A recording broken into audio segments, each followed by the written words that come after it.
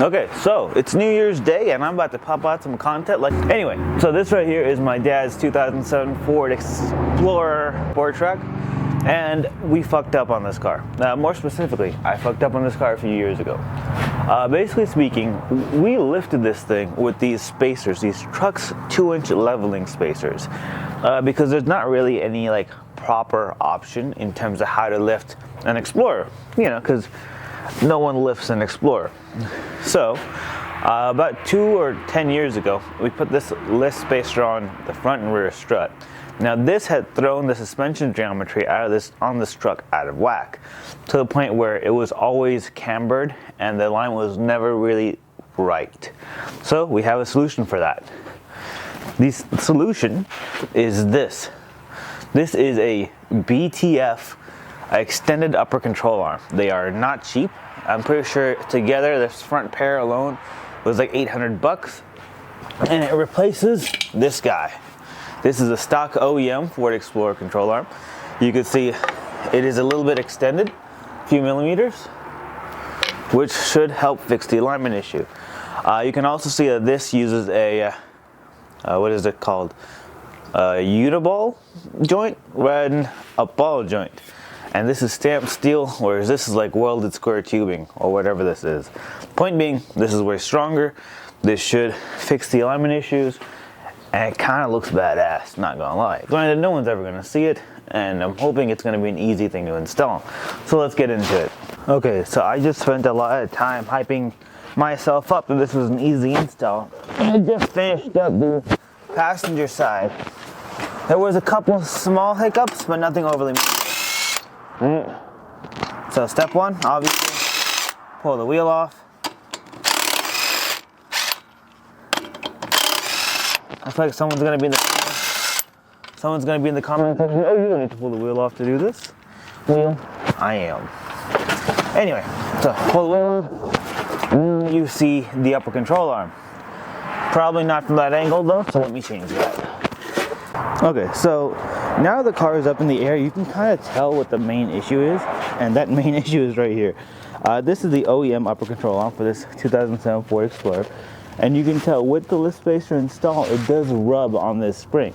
Not all the time. For the most time while it's running, it is not this close, but when the suspension cycles up and down, it does cause this issue where you can actually hear it bind up against the spring. And it's a little unsafe. It comes loose every once in a while. Right now it is actually loose. You can tell where that nut is spinning off. That one seems to still be tight, but that one is definitely spinning off and moving. You can see the markings right there. It's just not a good thing. So the solution is this guy. These are BTF upper control arms. They are slightly extended, so this clearancing issue shouldn't be happening in the future. And also they look really cool, but they were $800 fucking, which is quite a bit of money for upper control arms to spend in a 2007 V6 Ford Explorer that is not four-wheel drive. But my dad wanted a lift, and I'm tired of replacing wheel bearings over and over and over again. Oh, the other thing is, in the beginning, this truck did have wheel spacers on it that came out 2 inches on the stock wheels, which are right over there next to the Grom. And 2-inch spacers on those stock wheels did cause this truck to eat through wheel bearings once a year. Hopefully, running a correct offset wheel will give him the poke he wants, about 2 inches out, and not eat through the wheels of this truck. So let's get started. Step one is going to be removing these 2 bolts, which is nice and easy. Then cutting this cotter pin, removing this bolt, and that should pull the whole thing right out. Let's get started. So step one is going to be to pull off these 2 bolts. They should be like, I don't know, probably 15s or something. Holy shit, the truck is leaking coolant right down there, but you can't see that, so that's okay. So we'll pull off these 2 upper control arm mounting bolts, and we'll go from there. Okay, so when in doubt, get a pipe.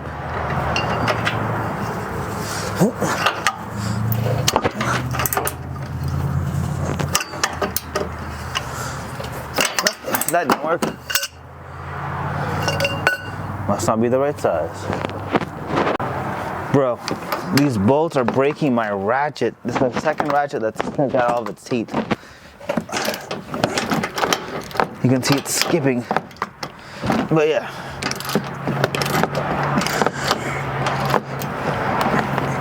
Once these two bolts are out, I can just slide this whole thing off. I'm gonna take this bolt thing out and just air hammer the shit out of it. Let's go. Be back in like 30 minutes.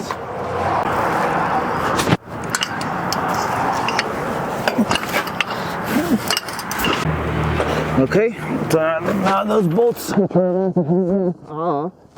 can just blast this off with an impact gun, and this lower control arm is gone, our upper control arm is gone.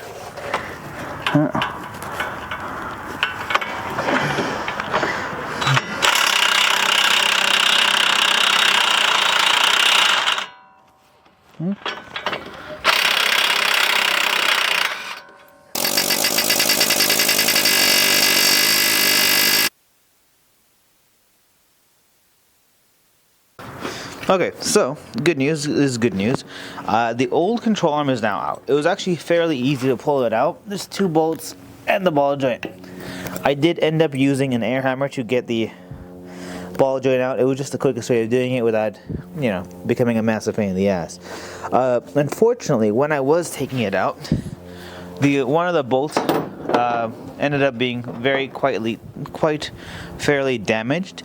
Looks like it's due to the fact that it came loose and was rubbing around and basically chewed up the bolt, making it unusable.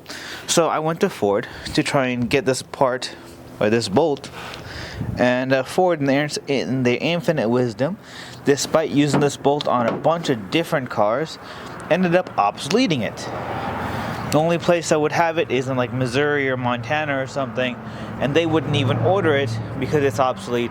I would have had to call and order it from that dealership myself, and I didn't feel like dealing with that. So I went to this hardware store local here in Vegas called McFadden's, got this bolt, which is fairly similar to the one that came off this one. Now I believe these are either 14 or 18, I'll get the correct specifications and put it up in here, by 2.0. And I just matched it up and popped it in there. So yeah, this is what we gotta do now. I'm hoping this will work. Again, it doesn't have the flared end like this one does. So I ended up picking up this washer. So I'm gonna hope that this works correctly, even though this is a spring washer, not a regular washer, and everything works. Anyway, let's go. I'm gonna put everything back together real quick. I'm gonna use the OEM nut that goes on the inside. This should work correctly, and it's just the two bolts sliding through. So that's the nice and simple part. Okay, so now that everything's in, I'm just gonna go over the setup real quick. So on this outer edge, we have one washer that I add, plus a washer that was included in the kit.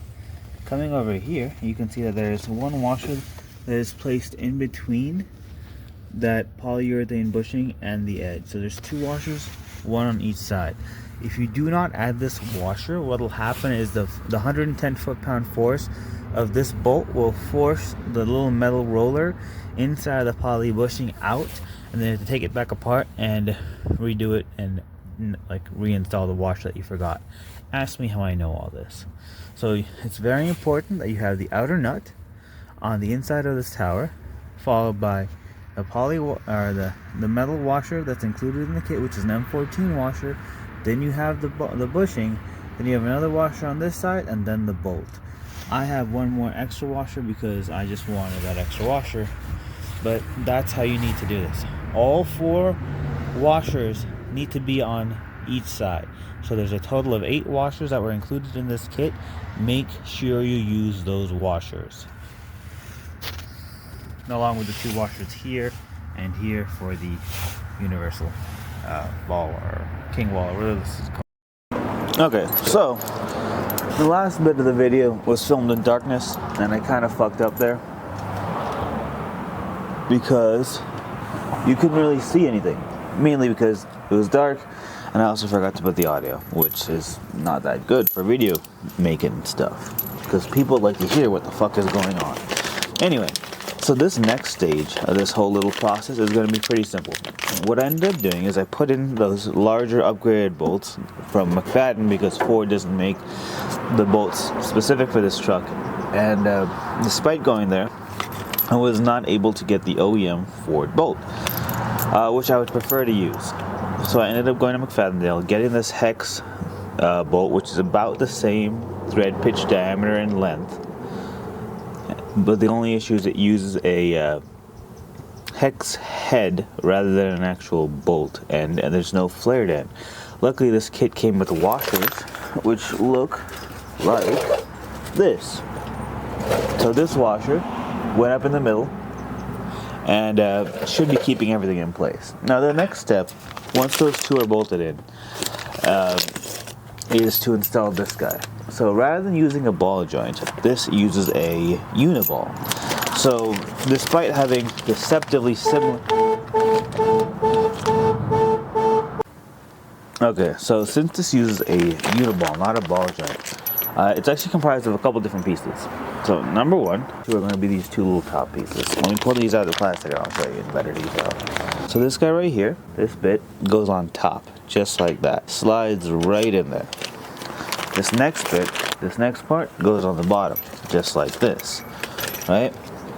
And once this is raised up to here and lined up, this bolt runs through this, goes down to the bottom of here and bolts onto here. It's actually a really elegantly simple solution, but also just interesting in general. Okay, so that goes in there, just like that. Shit. This goes in here, just like that. This one gets pushed up into here by using a jack. So what I'm going to do is I'm going to use a floor jack to raise up my lower suspension. Place the floor jack right down here and raise up the front suspension, just like this.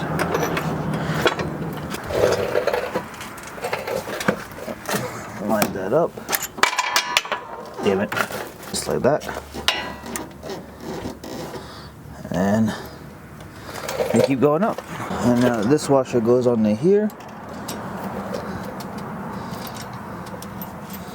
Then you slowly bolt it back together. Okay, so I had the exact same problem I had with the other side, where this bolt doesn't really have much clearance because the kind of bolt it is to be torqued. So what I'm doing right now is I'm pulling out this inner fender liner so I can bend back the metal of this fender area and pull and tighten this bolt down. That's basically where my big hiccup is right now. Basically everything else is together. I just need to torque this down and torque these two bolts down. They can put the wheel back on this thing, take it to work and get it aligned. Okay, so the arms are currently on the truck. You do kind of barely see them from up here, but you can see the full install is pretty much complete.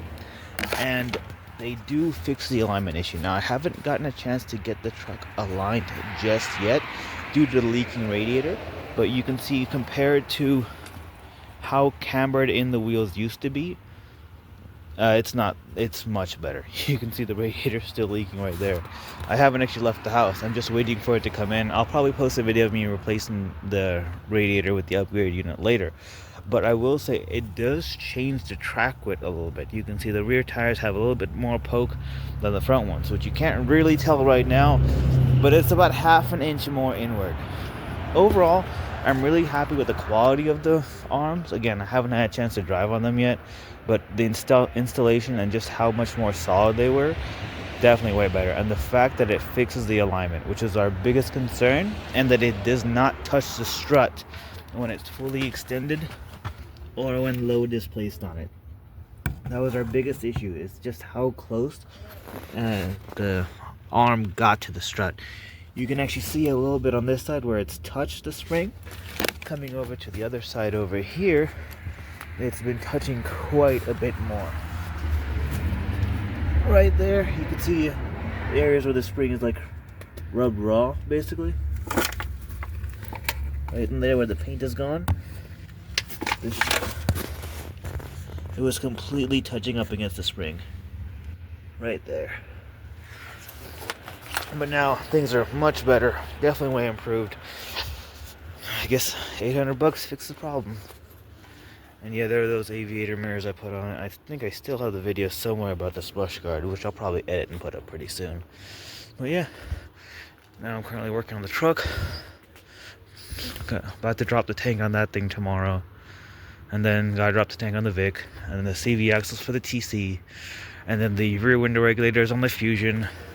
And then that's not even include the Mustang and the Volvo. But the van's running good. Good job, van. Very good. Well, that's the video. If y'all like what you saw, hit like if you want to see more of these videos, because I will have a lot more coming, because there are a lot more shit boxes here. Hit subscribe. Have a good one. Do whatever you do on the internet.